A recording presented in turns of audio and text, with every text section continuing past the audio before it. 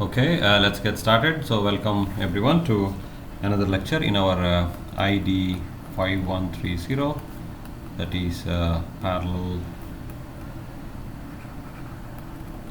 scientific computing course.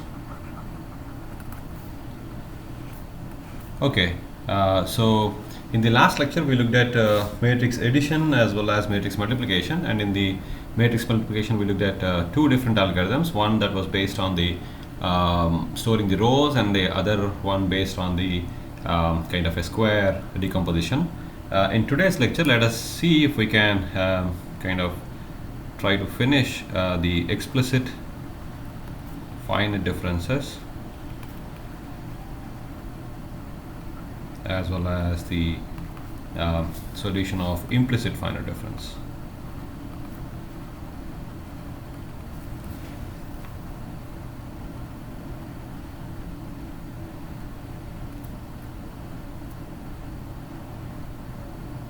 Okay, all right, so let us start with the explicit finite difference. So let us say explicit finite difference scheme. Okay, so what we know is basically, let's say if you are talking about a one-dimensional system, so we have basically several grid points, and you have assume that we have a uniform mesh with h equals delta x equals whatever is the xn minus x on the right minus xl divided by the number of gaps you want, number of meshes you want. Okay, and then we have learned about several finite difference formulae, right, in which we can calculate the derivative of a function using either a forward difference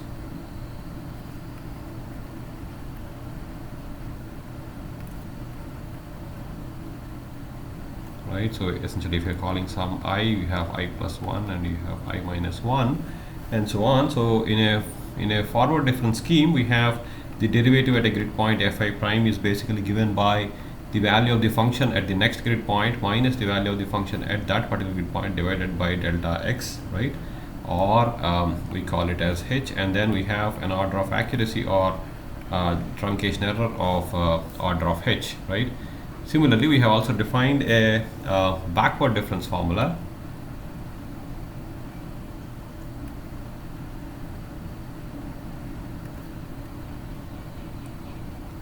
in which your value at derivative at fi prime at xi is basically given as fi minus 1 divided by h, and this is also happens to be a first order accurate scheme, right. We have also come up with a central difference formula for the calculation of the first derivative itself, that is basically fi prime is basically given as fi plus 1 minus fi minus 1 divided by the gap is 2h, and we have of course not proved this, but this happens to be a kind of a second order accurate scheme. Okay, and then you can of course go for higher order accurate schemes. For example, if you were to calculate the derivative at a particular grid point xi using a fourth order accurate formula, then what we have is fi prime is given by fi plus 2 minus 8 times fi minus 1 plus 8 times fi plus 1 minus fi minus 2 divided by 12 times h, plus you have order of accuracy of h to the power 4. Okay. Similarly, we can also come up with a formula for second derivative at a particular grid point xi in terms of the function values, that is basically fi plus 1 minus 2fi plus fi minus 1 divided by h square, and this happens to be a second order accurate scheme. Okay, so of course we can come up with several of these finite difference formulae, and all of these are explicit schemes because of the fact that the f prime or f double prime could be computed purely based on the values of f at different locations, right, f at different I plus 1, I minus 1 and so on based on the different values, right. And we note that because f is known, right, f prime or f double prime could be computed, and then essentially we would require kind of a for loop to calculate this. So essentially you have for I equals 0, I less than or equal to n, I plus plus. You could calculate, let's say, the first derivative as df dx of I as sum fi plus 1 minus fi divided by h.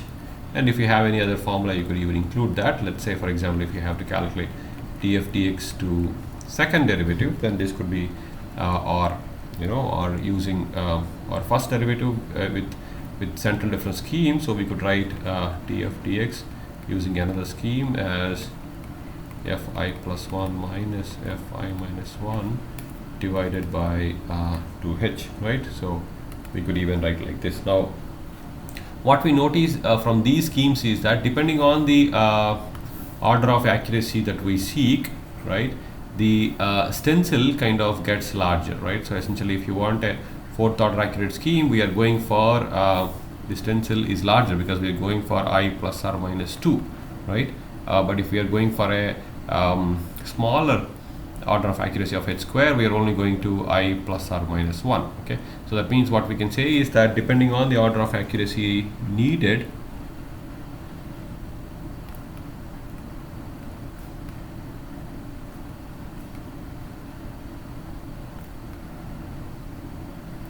or depending on the scheme, the stencil gets larger, right? So that's what we have. That means, okay, this has some repercussions in terms of distributed memory computing, because if we have a larger stencil, now this will, a larger stencil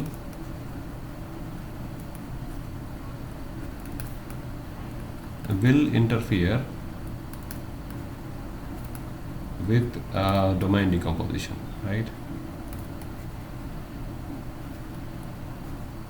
So we call domain decomposition as a generic name for essentially distributing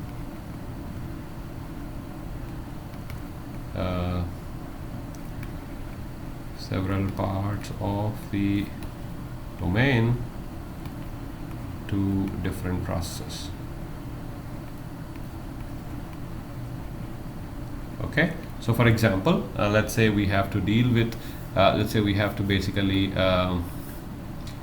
we have a domain like this, and then we would like to, we have several elements here. Now we would like to essentially distribute these elements to different processes. So let's say each color represents a different process.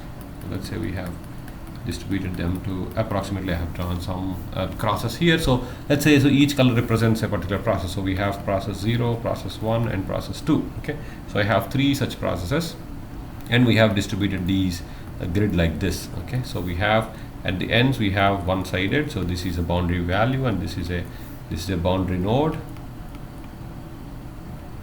and this is a boundary grid point as well. And then we would like to compute, let's say the values of f are known at all these crosses that I have drawn. Then we would like to compute what is the value of f prime at each and every of these crosses. Now if you were to use any of these methods, what we clearly see is that, of course, if you're talking about a interior point, okay, let us say any interior grid point,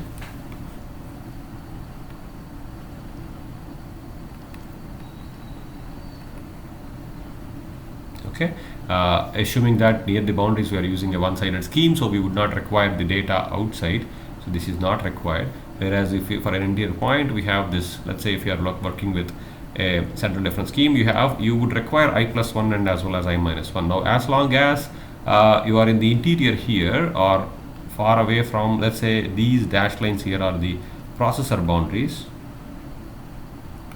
okay, they kind of distinguish the different processes, right? The boundary which distinguishes different processes. Now if you want to calculate what is fi prime here, then you can have I minus 1 as well as I plus 1 available to you on the same processor, so there is no communication required. Whereas if you kind of focus on, if you are to calculate what is it for, let's say this particular cell, then you can clearly see that your I plus 1 value, which happens to be not on this processor, is required, and I minus 1 will happen to be on the same processor. Similarly, if you're talking about a processor P1, then even in the calculation of grid, in the calculation of values for, let's say, for the endpoints, this point and this point, the values that lie outside, that is basically I plus 1 here as well as I minus 1 here, are required, which do not belong to the same process. So one way to tackle this is, I mean, of course there are several ways to tackle this one, we will look at what is the kind of the best way to do it. The best way to do it is basically to have some kind of virtual or ghost, or also known as halo points or halo grid points.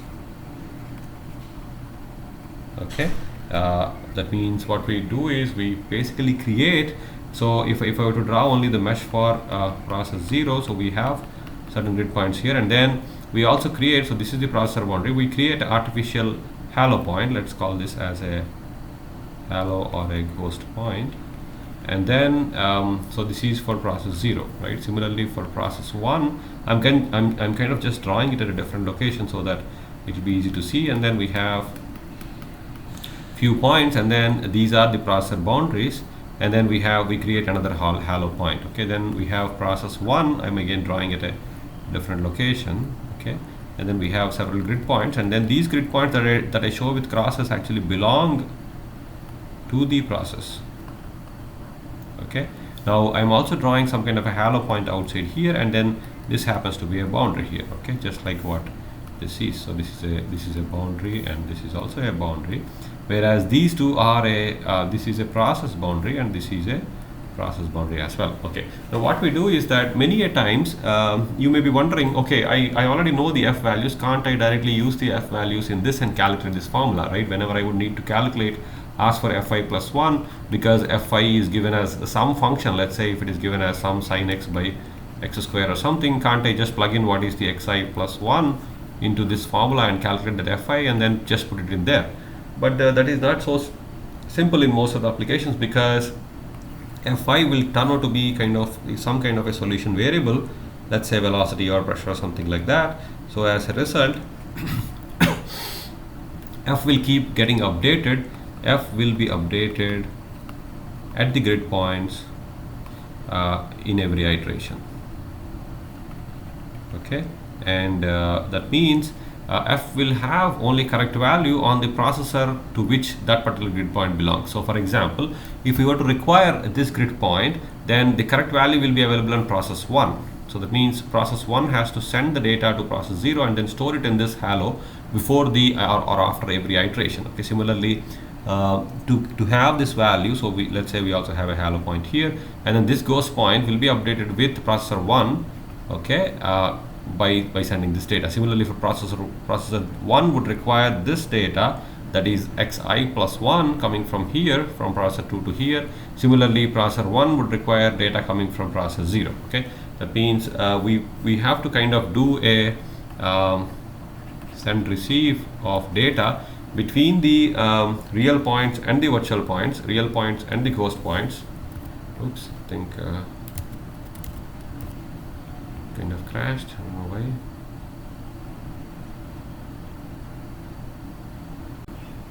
Okay, so my journal in which I write kind of crashed. Okay, so let's kind of begin the discussion. So essentially we would require in kind of send receive commands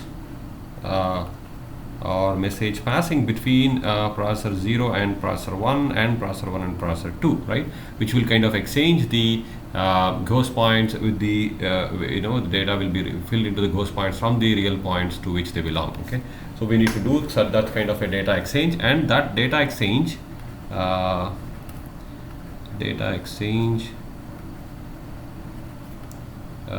needs to be performed every iteration, right, because the f values will be updated in every iteration, so we need to kind of do that in every iteration. Okay, so now you may be wondering, why should I kind of do this let's say exchange every iteration? Rather, can't I just basically use a one-sided scheme right here, right? So can't I just use a one-sided scheme here So let me kind of put the question. So can you not use one-sided schemes at the processor boundaries?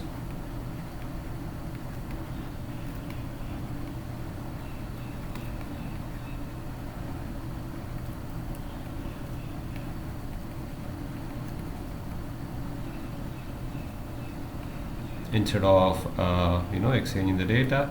Well, you could do that, but that is not kind of what you will do in a serial problem. Okay, so it is not what will be done in a serial version, right? As a result, your parallel algorithm or program, right, would give a different answer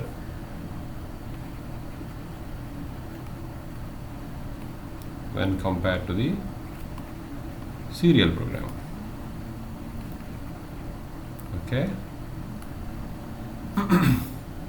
And also now also what happens is that now that is one thing, and then other thing is that this basically creates usage of such artificial such kind of one-sided schemes creates artificial boundaries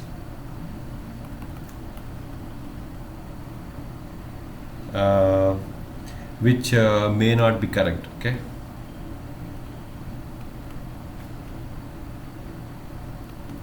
All right.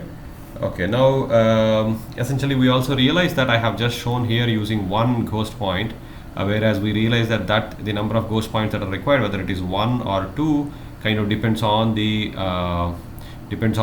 stencil that we use. For example, if you are using a 4th-order scheme, then you have I plus 1 and I plus 2 as well.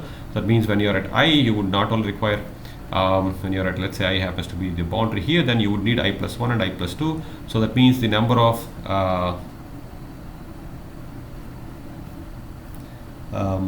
ghost points needed depend upon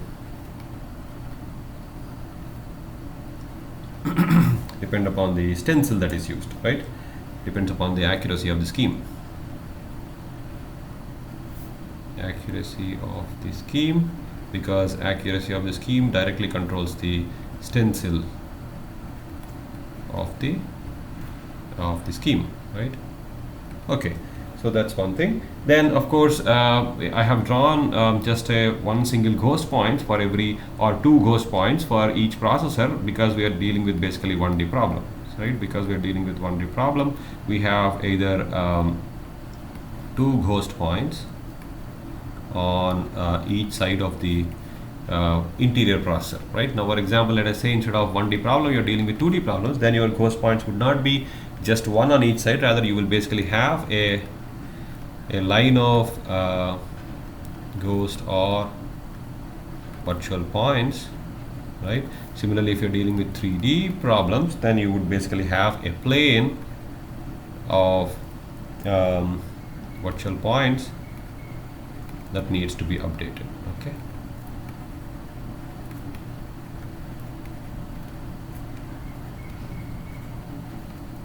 Now again, this kind of has a clause or a condition in terms of the kind of parallelization or the parallel decomposition that you use also will matter, right? Parallel decomposition, right? Because if you use only 1D decomposition, then you essentially have processes which are only going in one direction, right? If you have 2D decomposition, then you have process going in like in a square order, right? In a square manner, in 2 dimensions, both x and y, okay, and so on. Fine. So, but of course, once you have these ghost points, you can certainly exchange the data and then calculate the derivatives, and that can be done for essentially all explicit finite difference schemes. Okay. So far so good. Now let's move on to the implicit finite difference schemes. Let's move on to the implicit finite difference schemes. Okay, so we have learned that some of the implicit finite difference schemes are much more, they kind of give you a higher order accuracy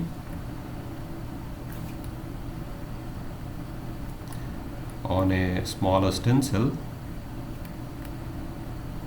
right? So some examples are the pad scheme or the compact scheme, right? And we also noted that these implicit finite difference schemes such as pad or compact also have better spectral properties. That's why they are kind of used in high fidelity simulations. Okay, we are of course not going into these details. Okay, so we have kind of noted down. Let's say if you have a interior grid point, then the compact scheme is usually kind of written as fi minus 1 prime plus 4 times fi prime plus fi plus 1 prime equals 3 upon h times fi plus 1 minus fi minus 1 plus some order h to the power 4, right? That's what we have. And of course, if you have you also have these boundary schemes, right, which go together with the interior schemes, and the boundary schemes kind of connect only to one-sided formulae. So you have f0 prime plus 2f1 prime equals 1 upon h divided by minus 5 by 2 f0 plus 2f1 plus 1 half f2. And then on the other side we have fn prime plus 2fn minus 1 prime equals 1 upon h times 5 by 2 fn minus 2 fn minus 1 minus 1 half fn minus 2. Okay, so we have these boundary schemes together with the interior schemes, which basically will result in a if you were to calculate what is fi prime, because this is now connected to fi prime at I minus 1 and fi prime at I plus 1, we essentially end up with a tridiagonal system.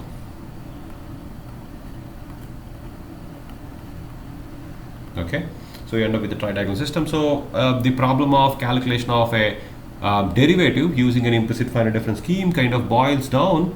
So calculation of derivative using an implicit finite difference scheme boils down to the calculation of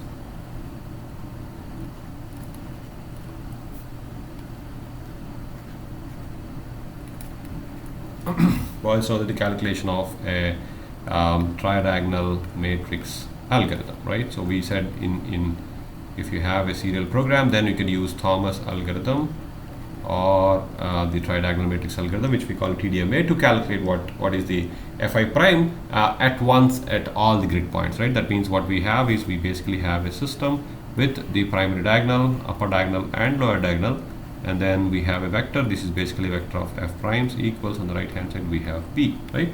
So that's what we have. And in a serial program, we could use the Thomas algorithm or the TDMA, or basically your tridiagonal LU decomposition as well can be used, right, to calculate the solution.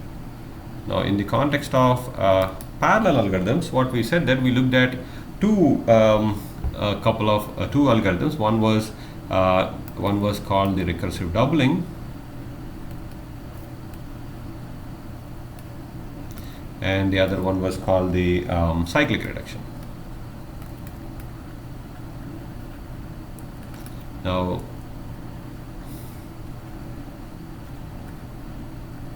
okay, so we said that the cyclic reduction kind of is kind of less on memory and computations, because it kind of skips some of the calculations, whereas recursive doubling it kind of calculates a lot of other values, right?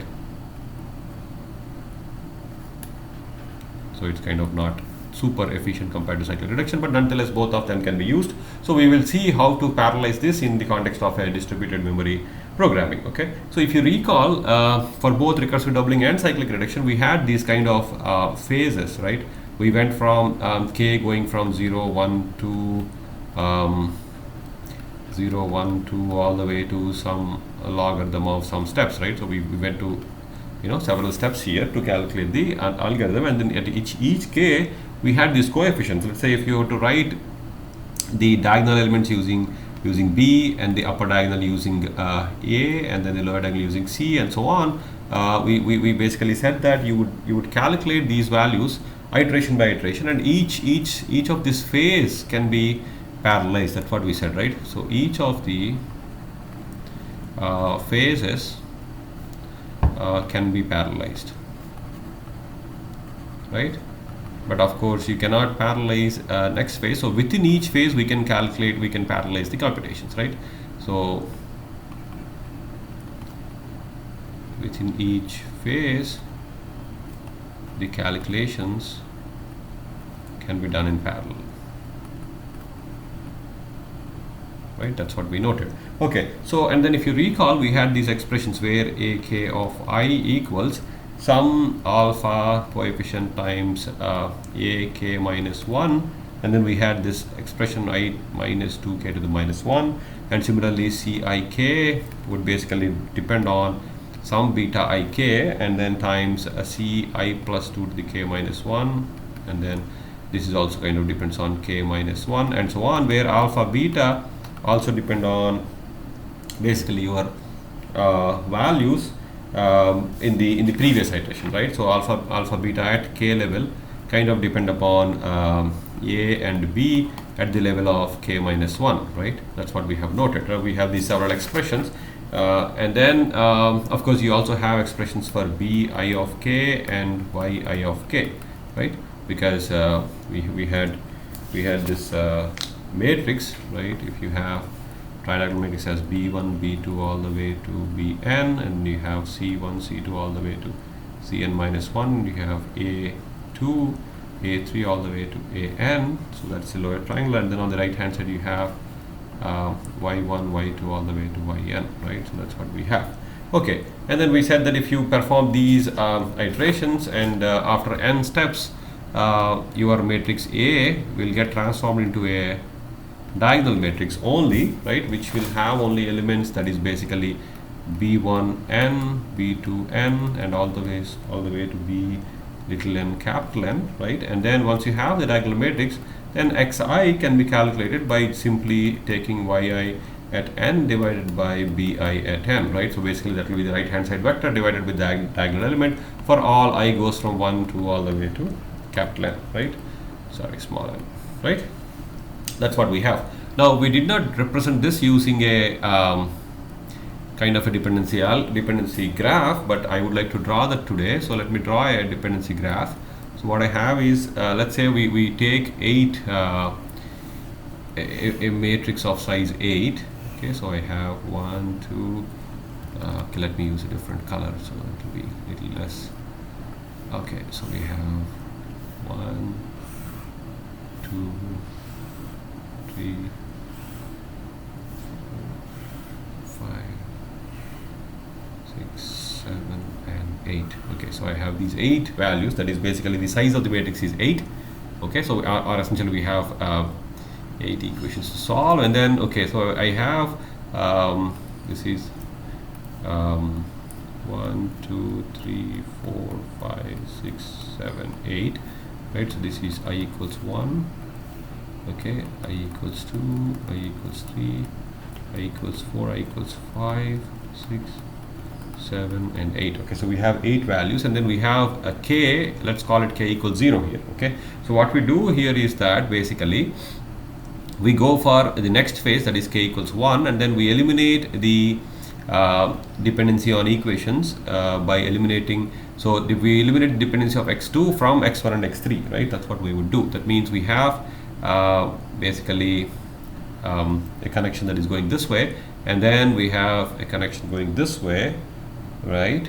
And then we eliminate from these things, right? So that's what we have, and of course we also have to calculate this value from here and here and so on, right? So if I were to draw this dependency graph, we basically get a dependency graph like this, wherein the connections represent the data dependency, right? So we have a dependency like this. Now what happens is that after this you have kind of eliminated the dependency on 2, right? As a result, the 1 would basically require value of 3, right? So if I try it again, 1 2 3 4 5 6 7 8, then we have a dependency coming this way. So this is k equals 2. Okay, the next step. Then in the next step, what we do is that you have this guy kind of continues, the I2 continues, whereas the dependency on for I equals 1 will come from this guy, right, from I equals 3. Okay, similarly we get dependency like this, like this, like this, right? That's what we will get. And then of course you also will get a dependency of A, B, C and Y coming from in the other direction, right? So because it will also require values coming from here, so you would connect essentially I6 with I equals 8, right? So if I use the same color, we basically get a dependency of this thing, right? These coefficients are required to calculate these values at the k equals 2 iteration level, right? That's what is required. So, and then if you go to the final iteration, that is k equals 3, this is final iteration because you have log 8 to the base 2, that is 3 iterations, right? And then in the final iteration you have 1 2 3 4 5 6 7 8. Okay, so the dependency now will come from, because of recursive doubling, dependency will move to one more layer away, right? And then what will happen is that dependency for I equals 1 will come from I equals 4. So this gets connected, right? And then this gets connected. This is what is required, and so on, right? And then one more here. Then again for I equals 1 would be required in the computations of I equals 5. So I get a arrow like this, another arrow like this, arrow here, and another arrow here. Okay, so that's it. So once you have this, you could calculate that essentially after 3 steps you basically have a diagonal matrix. So A3 will be diagonal. Okay, now how about parallelization? Now, okay, so we are talking about distributed memory calculation. So let us say we have okay, let me use a flood here. Okay, so the thing is, let's say if I were to have a 4 process, okay, I have P0, P1, P2, P3.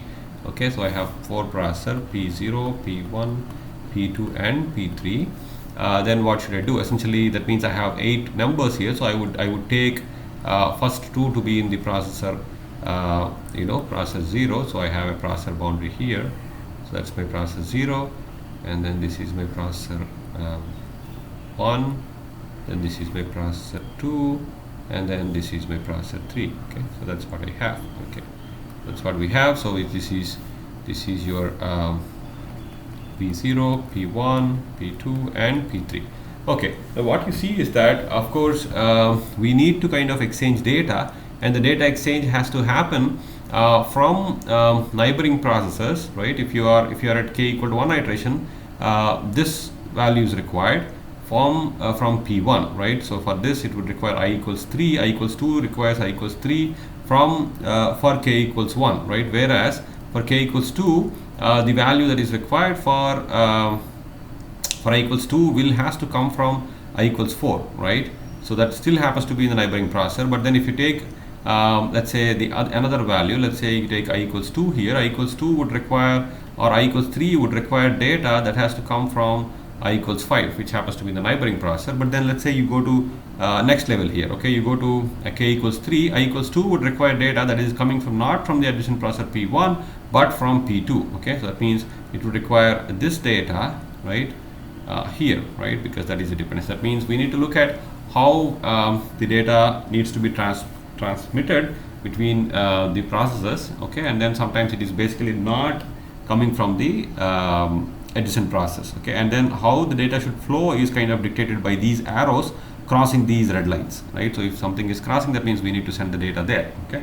So that is how we have to design it. Now if we consider let's say any particular interior processor, then we see that the data has to kind of go to process to the left of it as well as to the right of it, okay.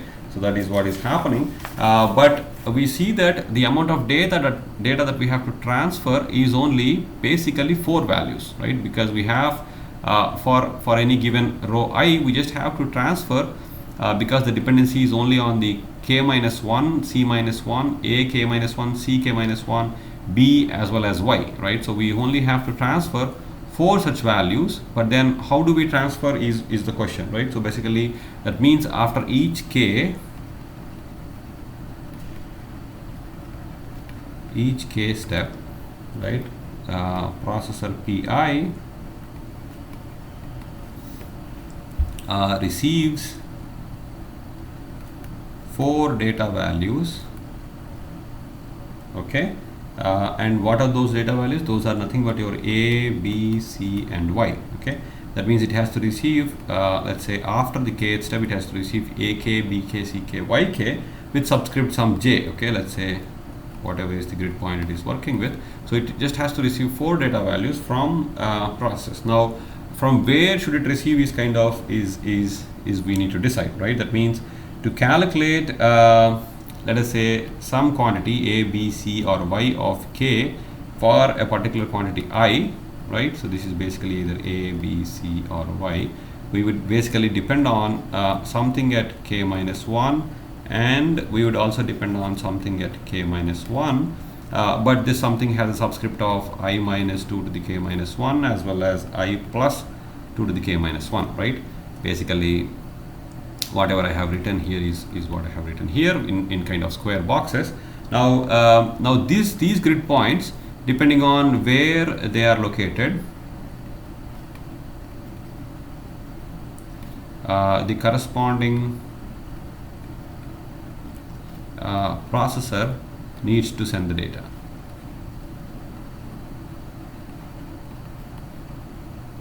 Okay, so that means a processor PI will receive data from PL and PM. Now PL and PM could be I minus 1 or I plus 1, or let's call PL and PR, that would be left and right. Either it will be PI minus PI plus 1 or I minus 2 or I plus 2, whatever. This basically is dictated by how far we are into the kth iteration, okay. So that means if I were to use a notation here, if we say that there are n data points, and then if there are p process, and then there are q rows that are assigned to each process, okay. So basically each process is responsible for q rows, okay, and then there are n is the number of or problem size, right? This is the problem number of equations, right? Then each processor would deal with j, right, that goes from I minus 1 times q plus 1 to all the way to I times q, okay. So many rows will be assigned to each processor PI, okay. And then if what you need to do is you need to check for I minus 2 to the k minus 1 and I plus 2 to the k minus 1. If this happens to be with PI,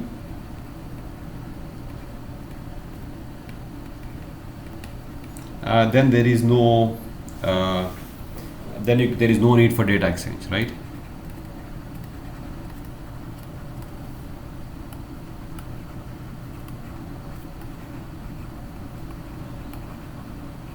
Now if this doesn't happen to be with PI, then you need to choose the corresponding PL and PR and basically send and receive the data. Now this can get very complicated because every process has to do this, right, and then obtain these values. So we can now easily find out what are the extents for which a particular process is responsible for.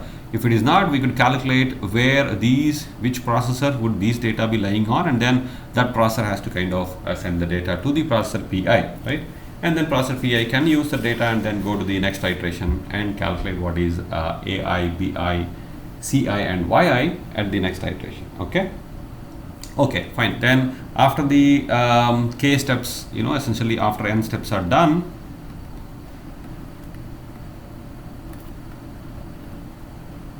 then we basically have a n would be a diagonal matrix, and then all you have to do is then all process PI can calculate their xi values, right, by simply dividing the right hand side vector with the latest available value of the diagonal coefficients for all I equals 1 to all the way to n, right? So that can be done. Okay, so essentially there are two phases. One was the elimination phase, and then the second one was basically the solution phase, right? The solution phase is quite straightforward in the case of recursive doubling, because every process would, because all the data is available, then every process can just calculate what is their value of xi from yi of n divided by bi of n. Okay, all right, so that is how you would go about parallelizing recursive doubling. But recursive doubling can be tiring to design, because you have to kind of send these data across to all the process, and this looks like a kind of a modified butterfly that we have seen in the context of it kind of different from butterflies, but it's, let me call it as modified butterfly, that we have seen in the context of the collective communications, right?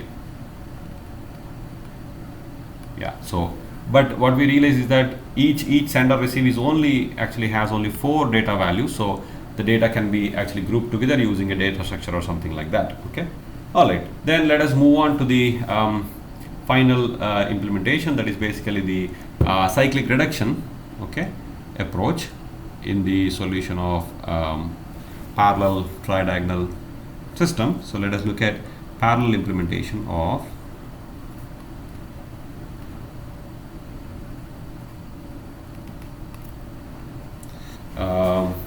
cyclic reduction.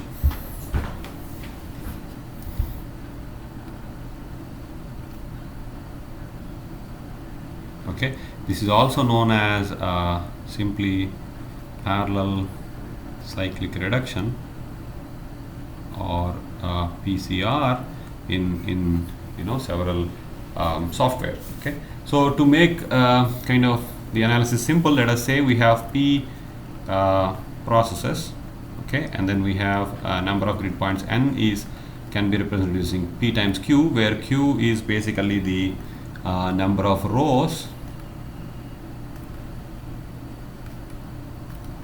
that are assigned to each process pi.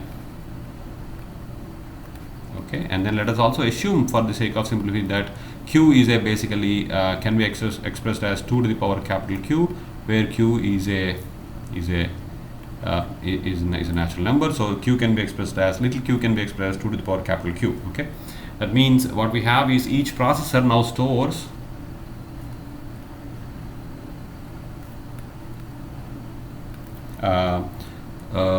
rows, or is responsible for rows of block of size little q. Okay, all right, that means every process pi will basically be responsible for I minus 1 times q plus 1 to all the way to iq, right, with 1 less than or equals I less than or equals p. Okay, all right, so where little p is basically your number of process and capital P is a particular process. Okay, now to make kind of a well-balanced parallel program, one of the implementations that was suggested in the literature is that the parallel cyclic reduction is not implemented in its original way. Okay, rather there have been 3 steps that are kind of suggested. One is called the elimination phase. Okay, now the elimination phase will not go all the way that it should go in the context of serial, rather this will stop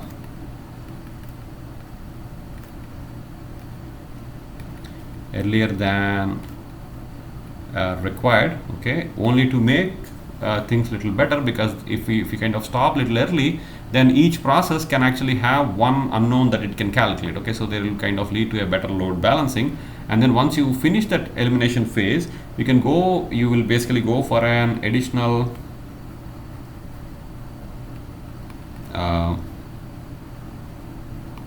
recursive doubling phase.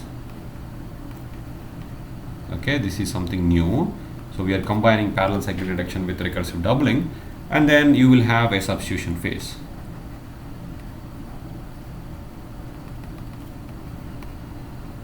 Okay, so why we did this thing, I think it will be clear once you kind of finish the testing with the algorithm.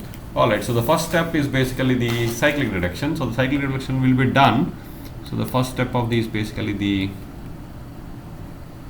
parallel cyclic reduction step.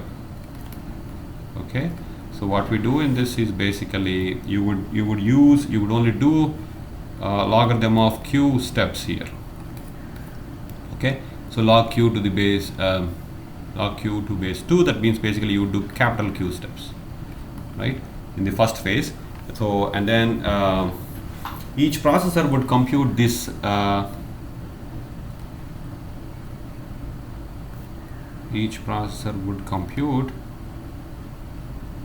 this capital Q steps, okay, using cyclic reduction.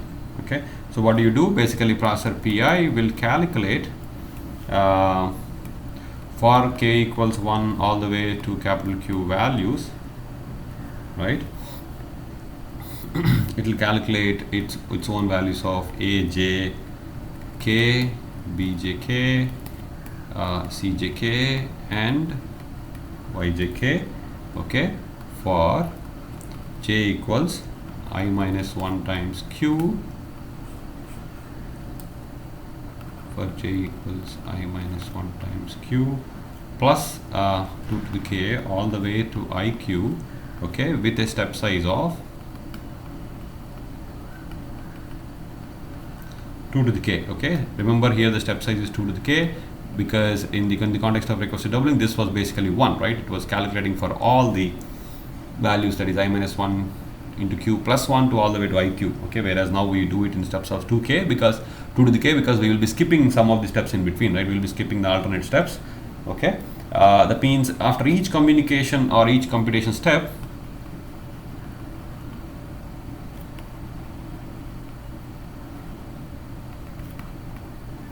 we need to exchange data. So processor PI needs to receive data from neighboring process. That means PI has to receive from PI minus 1 as well as PI plus 1, assuming that if I is greater than 1 and if I is less than n, right? It has to receive from process PI minus 1 and from process PI plus 1. Okay, and then what does it has to receive? Similar to the before, it has to receive 4 values, right, which will basically be A, B, C, and Y. Okay, now because each process now owns a block of size Q, there is no other data, that is communication is required. No other data communication is required other than this 4 data values that it has to receive from PI minus 1 and PI plus 1. Okay, now that is one advantage with recursive doubling, because it has to only receive from PI minus 1 and PI plus 1, not from a long distance process. That means if you are on process 2, you have to only receive from 1 and 3 and not from 0 and 4 and things like that. That is kind of one simplification that you would get in the context of recursive doubling. Okay, all right, in the context of cyclic reduction. Okay, so now that is the first phase. So we have now done basically capital Q steps and reduced our problem to from variables, from n variables, right, and only to contain, or n equations, only to contain basically p equations. Okay, we will see that when we draw this, we will see that, because we have now eliminated in terms of 2 to the k, we have eliminated the q values, right? Okay, so let us look at the second phase. Second phase is parallel recursive doubling.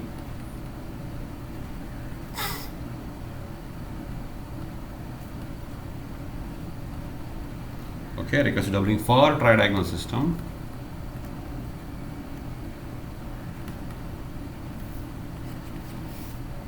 Okay, now what is this? This is basically we have now, after this elimination phase, we have now each processor has got one equation to solve for. Okay, that means each processor PI will have to solve for one equation, and that equation it will basically, all these equations put together will basically form a p sized tridiagonal system. Okay, so essentially we end up with this. That means if I have to write a p-dimensional tridiagonal system using a different notation, so if I say ai tilde xi tilde minus 1 plus bi tilde xi tilde plus ci tilde xi plus 1 tilde equals some yi tilde, okay, for I equals 1 to all the way to p. That means we get on every process we get one such equation, and then put all together we basically have a tridirectional system that is of size number of processes, okay, and then with this extra tilde we basically introduced is nothing but your a after q steps, and it is I times little q, okay. Similarly bi tilde is b I times q after q steps, and so on. Or you can define it for others, basically c and y and x as well, okay. And then this is for I equals 1 to all the way to p, okay. Now we basically what we have is each process has one such equation. So to solve that, what we do is we use recursive doubling, okay. So you see the algorithm that we are describing has 3 steps. The first step is the cyclic reduction, the second phase is the recursive doubling, and the third phase is the substitution phase. We will come to discuss why we are doing this thing, basically to kind of have better load balancing in terms of the algorithm, so that every process will have to work with one equation and it doesn't become kind of asymmetric, okay. So then what we do is now once every process has this equation that it has to solve, we would then what is being done by each process is that each process would then perform, okay, a logarithm of p to the base 2 steps and of the recursive doubling algorithm, right. From the recursive doubling algorithm, and then what it does is it basically computes, pi computes the values of ak tilde of I, bi tilde of k, ci tilde of k, and yi tilde of k, right. Again, to calculate these values, just like what we have seen before, this would require values of ak minus 1 at some j, right, and then it would require also bj k minus 1 tilde and so on, right. It would also require these 4 values. Every process would require that, right. So then that means these are calculated in the previous step that are required by each and every process pi, okay. That means there is a step of communication of log p to the base 2 times, and in each communication we would require a message of size 4 values, right. Now once we get this thing after this step n, let's say once it does all the log p to the base 2 steps, then we have, let's say we are at a step, let's call it as some n prime, then which is equal to log p to the base 2, right. Then each process now pi can compute its value of xi, right, or xi tilde, that is basically is nothing but your yi tilde after n prime steps divided by bi tilde after n prime steps, right. That means every process has got its solution done, okay. Now once you have the solution on every process, then what we need to do is, because this does not include all the values, right, because this only includes few values, right, because we are using recursive doubling, then we have to go to the final step, that is basically the substitution phase,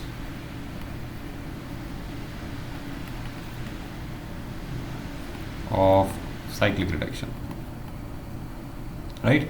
We have to kind of populate the remaining xi values from whatever is computed by this, because this only contains p values of x, right. From there we have to compute the remaining one, so that we can calculate all the remaining n minus p values using the substitution phase, okay.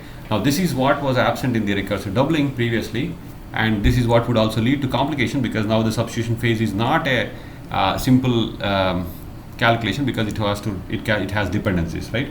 That means after the second phase, after the recursive doubling phase, we have the values, we already have the xi tilde values, which is basically your x of I times q, right. These are already computed, and then in this particular substitution phase, what we do is each process pi, where I goes to 1 to all the way to p, computes the values xj, okay, where j goes from I minus 1 times q plus 1 all the way to iq minus 1, okay, in several steps. Again, it will do in several steps, because you remember there is a just like recursive just like cyclic reduction, when in the initial steps we are eliminating one equation, two equations per step. Similarly, when we substitute, we have to kind of substitute back in two equations per step, and so on, right?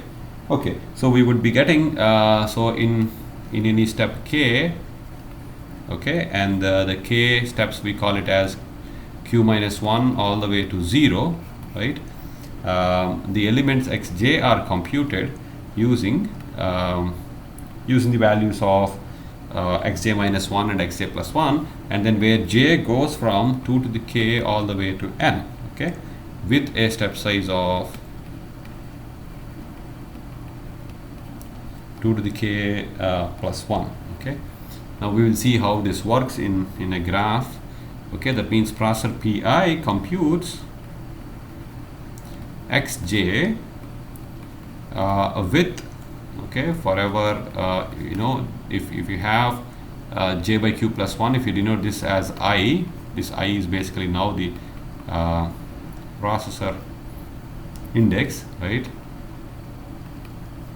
Then the xj would basically require values, xj calculation would require values of xi minus 1 tilde, that will basically nothing but xi minus 1 times q, and xi plus 1 tilde, that is basically xi plus 1 q, and which are computed by your pi minus 1 and pi plus 1, okay. Now if this happens to be outside the range of pi plus 1, then we don't need the data, we just need it on one side, okay. Alright, so how does it work? Let me kind of draw a diagram, because that will be much more easy to understand than what I have drawn here. So let's say we have, let me put these 8 values in here, okay, and also let me put a dividing line here, okay. So then what I have is basically I have 0, 1, okay, 1, 2, 3, 4, 5, 6, 7, 8. Let me take n equals 8, p equals 2, okay, that will make it q equals 4 and capital Q equals 2, okay. So we have 8 system of equations. We have 2 processes that will basically give you little q equals 4, because we took p times q equals n, and then capital Q would happens to be log q to the base 2, so that is your 2, okay. So we have now, what we would do is we would perform capital Q steps, that is log little q to the base 2, so many steps we would perform, and then do the cyclic reduction, okay. So that means we have I equals 1, I equals 2, I equals 3, and I equals 4. So this is all belongs to process 1, and this belongs to process 2, okay. We have 5, 6, 7, and 8. Alright, then what we would do in the let's say this is your k equals 0th step, then you have your k equals 1 step, in which your 2 gets 2 gets kind of populated, and then you have 6 and 8 getting populated, right? And then you would use 1, 2, 3 to calculate this, and then you would use this, and 3, 4, 5, then 5, 6, 7, then you would use 7 and 8 to calculate this, okay. And we have these values. Then of course you need to do one more step, because capital Q is equal to 2, so this is k equals 1, so we would do another step, that is k equals 2, okay. In k equals 2 you would calculate this value from 2 and 4, okay. Similarly, you will calculate the value of 8 from 8 and 6. That's all. So the first phase, that is the reduction using parallel cyclic reduction, is done, okay. After this you have to perform logarithm of p to the base 2 steps, right? That is basically little p is 2, so we just have to perform one step here, and that one step is nothing but the using, so this is using parallel cyclic reduction. Then we would use recursive doubling, right, in which we exchange the values, okay, of this value here and this value here, and then with that exchange we will be able to calculate what is the value of x4, as well as we will be able to calculate what is x8, right? Now this is done as part of the substitution phase, right? So that means we already have x4 and x8. Then we will begin our final phase, that is again substitution phase, that is again q steps, right? We start off with k equals q minus 1, right? That is basically 2 minus 1, 1, okay. Or this is already the qth step, if you would call to this is k equals q.